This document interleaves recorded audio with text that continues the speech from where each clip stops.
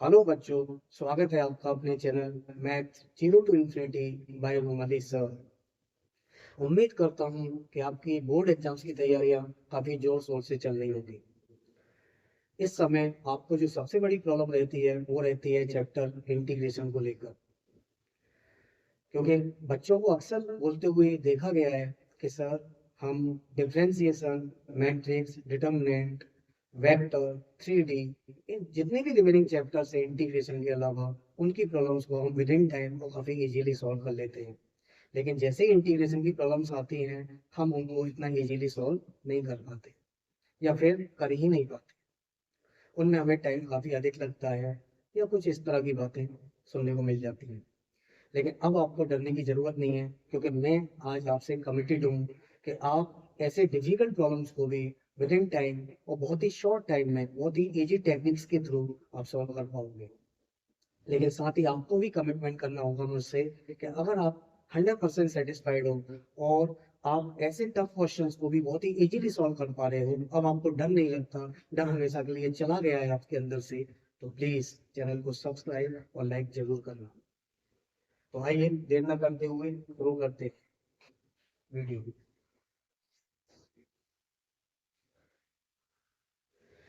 Exercise number आज topic ले partial fraction लेते हैं आज। तो इसमें पार्शियल फ्रैक्शन में जो एनसीईआरटी की एक्सरसाइज है वो है 7.5। एक्सरसाइज है 7.5 और इसका question number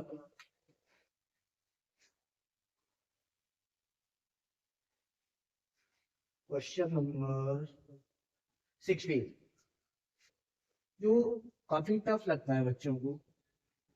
integration of 1/x x raise to the power n plus 1 dx, ये है क्वेश्चन।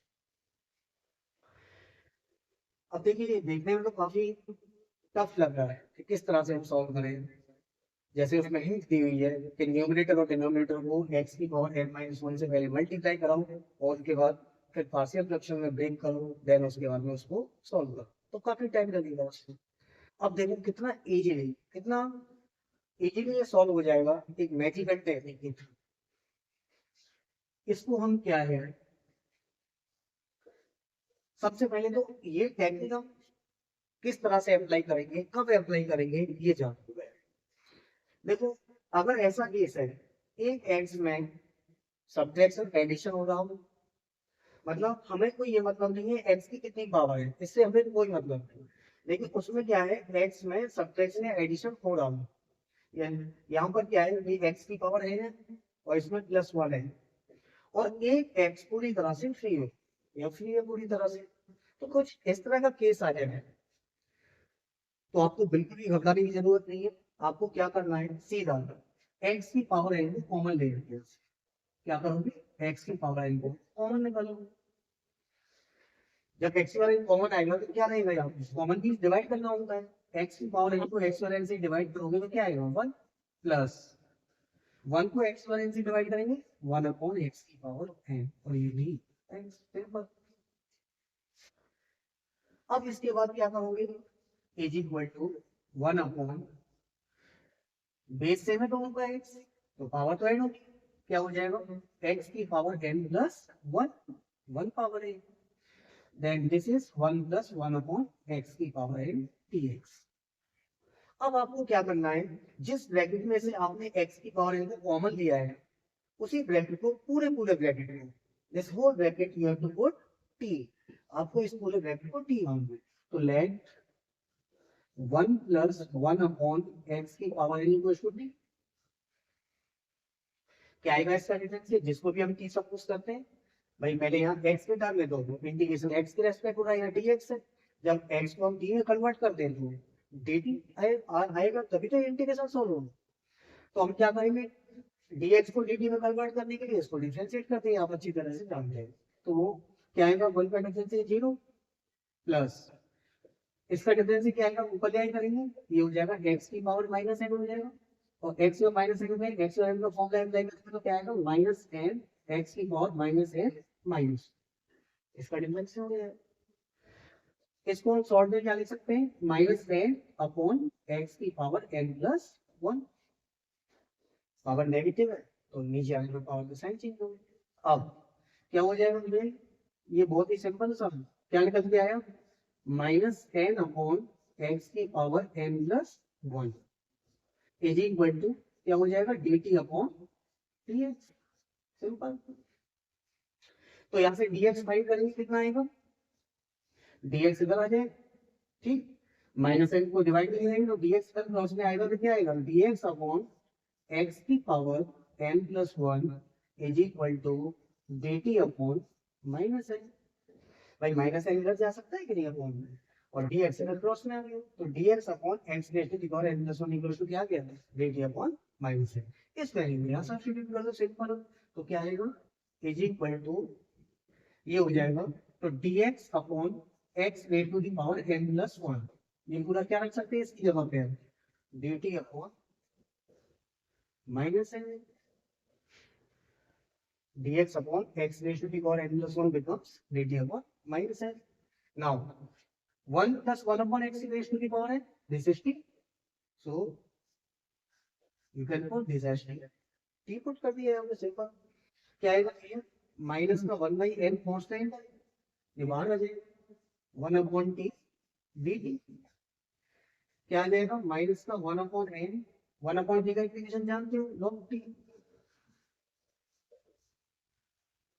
टी की वैल्यू सब्स्टिट्यूट कर, क्या है टी जिसको भी सपोज किया था टी, उसकी वैल्यू पुट कर देंगे हम। क्या आ जाएगा, माइनस का 1 by n log 1 plus 1 upon x raise to the power n plus एक कांस्टेंट सी, और ये आपका आंसर। अब देखो ये कितने स्टेप्स में होगा, ये इस स्टेप को तो मैंने आपको यहाँ समझाने के लिए कहा था। अब डायरेक्टली इसको जो एक्स और कॉमन लेते हो तो ये एक्स और प्लस वन हो जाएगा सीधा इसमें, ठीक है। तो इस स्टेप में नहीं, आप डायरेक्टली यहाँ से एक्सरसाइज जो कॉमन लोगे तो ये स्टेप पे आ जाओगे। फिर उसमें क्या करना था आपको, जो भी जिस ब्रैकेट से हमने कॉमन लिया है उसी ब्रैकेट को क्या था, सपोज करना है आपको टी, फिर वहां से dx फाइंड कर देंगे हमको। तो जो dx की वैल्यू फाइंड होगी, dx की सब्स्टिट्यूट कर देंगे, ठीक। तो इससे क्या होगा, ये x और n प्लस वन कैंसिल हो गया। भाई अगर dx को यहाँ से निकालते तो क्रॉस में तो जाते हैं यहाँ पे ऊपर, तो ये कैंसिल हो गया, चाहे कैसे कर, तो क्या आएगा, तो dt हो गया dx अपॉन x और n प्लस वन की वैल्यू क्या दी हुई है, ये हमने यहाँ सब्स्टिट्यूट कर दी। इसको हमने t सपोज किया था, 1 अपॉन t का लॉग t, t की वैल्यू प्लेस करवा, बताओ। हार्डली 1 मिनट लगेगा इस क्वेश्चन को सॉल्व करने में। अगर आप वैसे करते हैं उसको जो बुक में दिया हुआ है, x minus n minus one का मल्टीप्लाई, देन फिर उसको टी वगैरह सपोज करते हैं, फिर उसको पार्शियल फ्रैक्शन में ब्रेकआउट करना पड़ता है, कितना टाइम लगेगा। तो इस तरह से ऐसे क्वेश्चन जब भी आपको नजर आए, ये आपको टेक्निक अप्लाई करनी है और बहुत ही शॉर्ट टाइम में क्वेश्चन को सॉल्व कर सकते हैं। ऐसे ही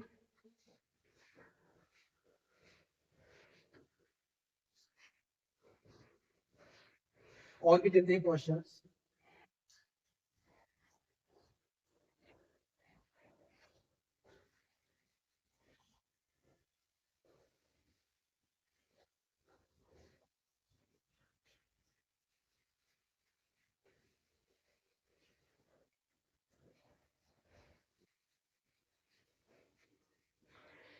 इसी का क्वेश्चन नंबर 20,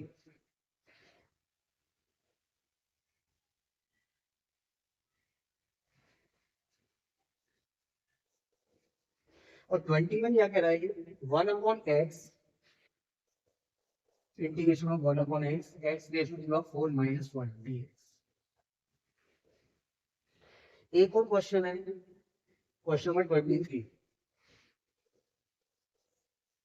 23 में क्या बोल रहा है, integration of 1 upon x x square plus 1 dx।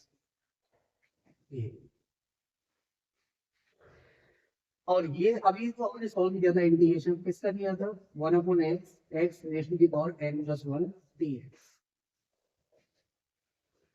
अब इनको इन तीनों क्वेश्चंस में आपको क्या सिमिलरिटी देना है, ये क्वेश्चन नंबर 15, क्या बता सकते हैं क्या सिमिलरिटी, सोचो जरा इसके। देखो हमें क्या सिमिलरिटी नजर आ रही है इसमें, अब आपको सब समझ में आ जाएगा कि आखिर हम कब इस टेक्निक को अप्लाई करें। यहाँ x की पावर n था और यहाँ पे इसकी 1 पावर ज्यादा होगी जब हमने कॉमन ली।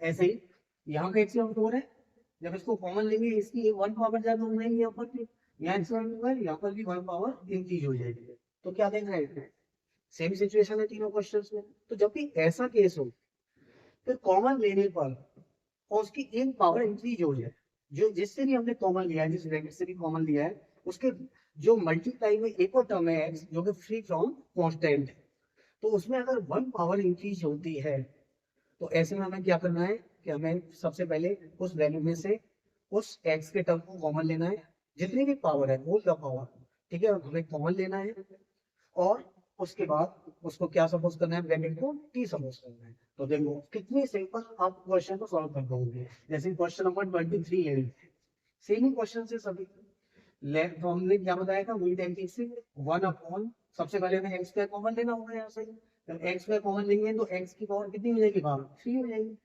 यहाँ पे क्या आएगा 1 plus 1 upon x square dx। Clear. फिर मैंने क्या किया था, इसको t सपोज किया था, let 1 plus 1 upon x square equals to t। Difference आप इजीली कर लोगे। क्या करेंगे, डिफरेंस करेंगे तो 0 हो गया इसका, इसको ऊपर जाए करेंगे तो ये आ जाएगा माइनस का 2 अपॉन एक्स क्यूब। डिफरेंस है आप अच्छी तरह से जानते होंगे, माइनस 2 अपॉन एक्स क्यूब और इज इक्वल टू क्या हो जाएगा, ये dt अपॉन dx। dx का क्रॉस मल्टीप्लाई तो क्या आ गया, dx इज इक्वल टू, ये क्रॉस में इधर जाएगा, x cube dt upon minus 2 upon में, सिंपल। प्लेस कर दो dx की जगह, क्या आ गया भैया, ये आ गया x cube dt upon minus 2 upon x cube and 1 plus 1 upon x square को क्या लिया था हमने, t। इसकी जगह पे t प्लेस कर दो, एक्स क्यूब कट हो गया, क्या आ गया माइनस का 1 बाई 2 और dt अपॉन t क्या होता है, अच्छी तरह से अपनी और log t। Simple, problem is solve. t की वैल्यू प्लेस कर दो, माइनस का 1 बाई 2 माइनस का 1 by 2 log t, what is t, 1 plus 1 upon x square और प्लस एक constant c and this is the answer. Clear. तो इस तरह की जितनी भी प्रॉब्लम्स होंगी आप बहुत ही इजीली आप सॉल्व कर पाओगे। अब कुछ क्वेश्चंस और लेते हैं, इसी का क्वेश्चन नंबर 21, क्वेश्चन नंबर 21।